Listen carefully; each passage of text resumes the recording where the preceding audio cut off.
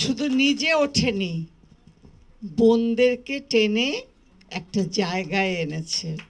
এবং উদ্যোক্তা ভূমি, আমি যদি বলি ভূমি,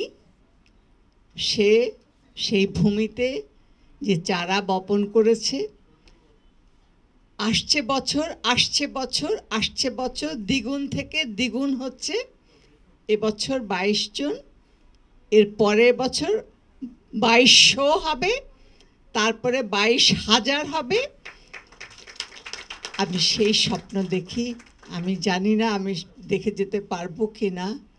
84 বছর বয়স, বলে বিধাতা আমাকে আরও আয়ু দাও, আমার কন্যারা, সুকন্যারা এবং আমার পুত্ররা এভাবে নিজের শক্তি দিয়ে, নিজের চেষ্টা দিয়ে যেন সারা বিশ্বকে এভাবে রাঙিয়ে দেয়।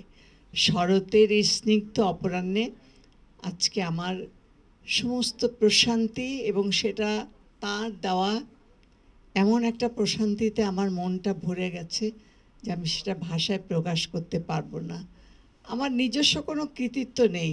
নাট্যকারের সংলাপ এবং ডিরেক্টরের যে নির্দেশনা, সেই হিসেবেই আমি কাজ করি, এবং সেটা তোমাদের সবার ভালো লাগে। এই ভালো লাগা থেকে আজকে আমি সবার মা হতে পেরেছি।